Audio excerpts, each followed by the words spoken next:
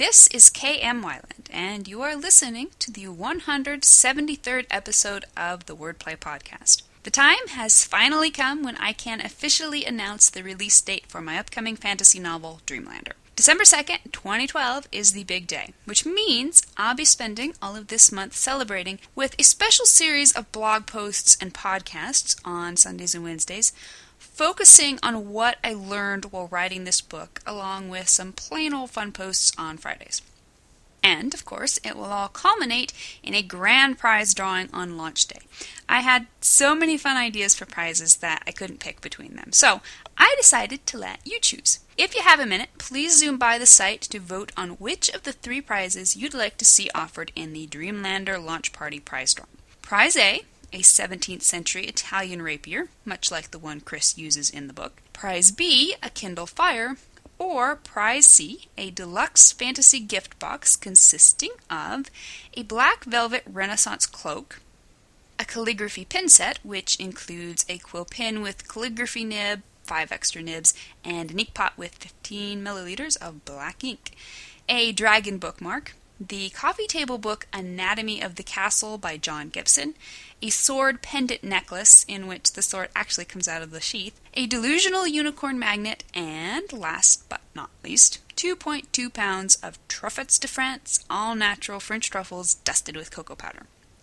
To vote, visit helpingwritersbecomeauthors.com.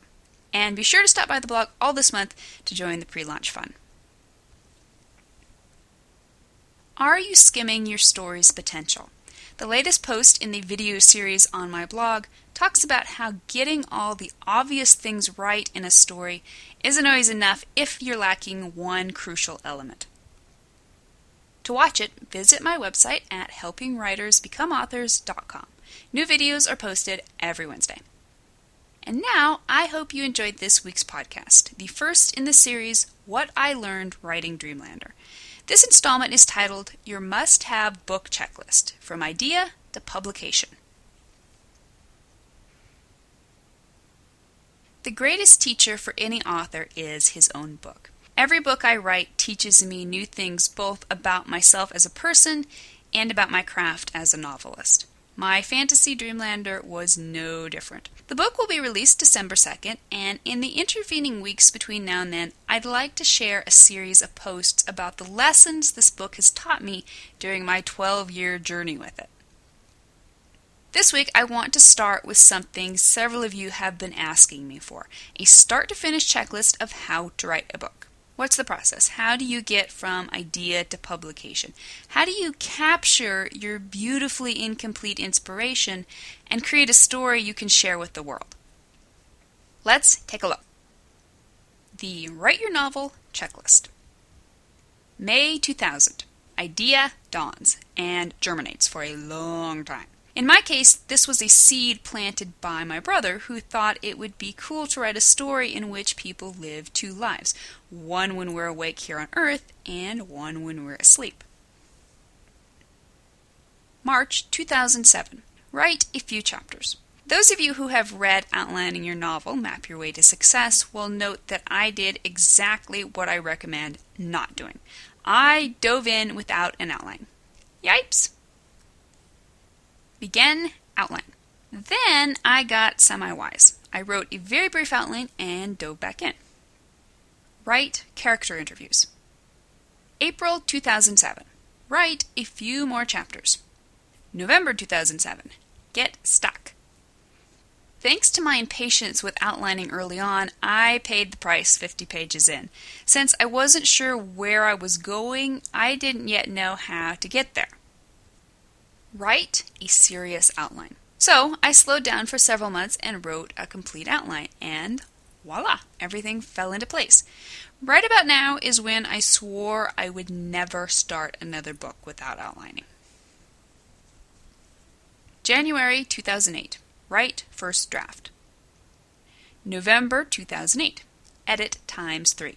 3 quick edits after a draft is my lucky number. Because I essentially edit as I go, my manuscripts are pretty clean by the time I finish. At this stage, I usually only have to clean up minor plot issues and typos. Until, of course, the critters get a hold of it. December 2008. Send to first round of readers ×4. This round of readers is handpicked to include 2 hard-hitting critique partners, including editor Linda Yezik, 1 complimentary beta reader, and 1 critical beta reader. June 2009. Incorporate suggested changes.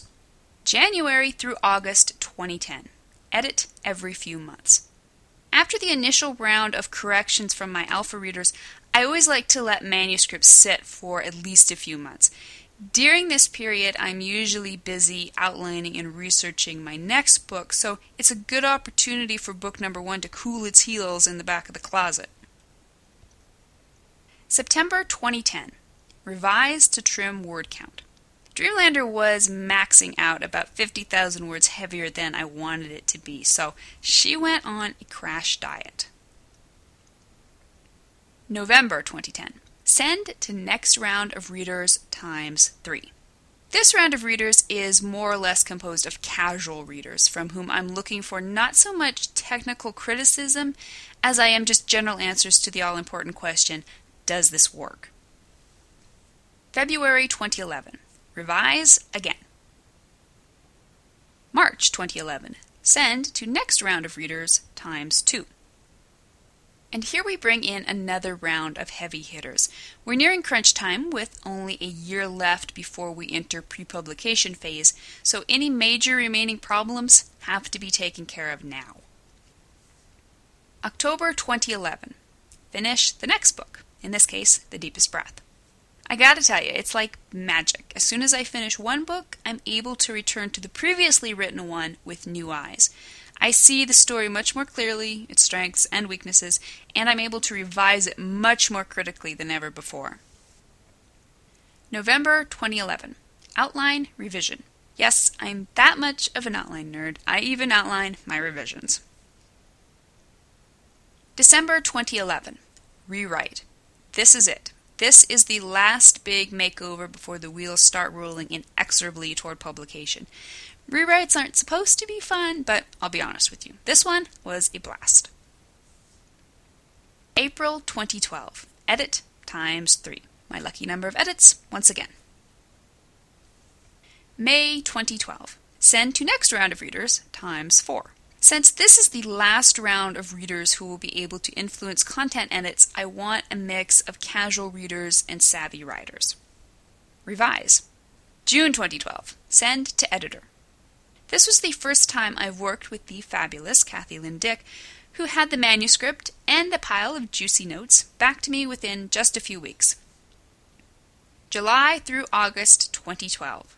Revise ×4. Here's where I roll up my sleeves and start polishing like mad. Send to proofreader. Typos be gone. Send to final round of beta readers ×7. At this point, the book has been typeset for the print version and digitally converted for the ebook version, so major changes have to be kept to a minimum. But the more eyes on the book to look for those sneaky little typos, the better.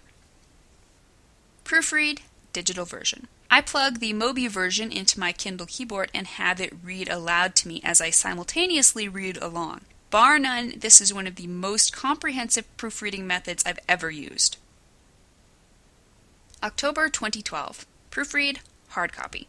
For this one, I take a slightly different tack and read it aloud myself with the aid of plenty of lemon water and tea. November 2012. Share excitement, which, if you hadn't figured that out already, is kind of what I'm doing right now. December 2012. Launch. And this is where we cue the fireworks and the explosive music and all that good stuff. January 2013. Breathe, sigh of relief, rinse, repeat.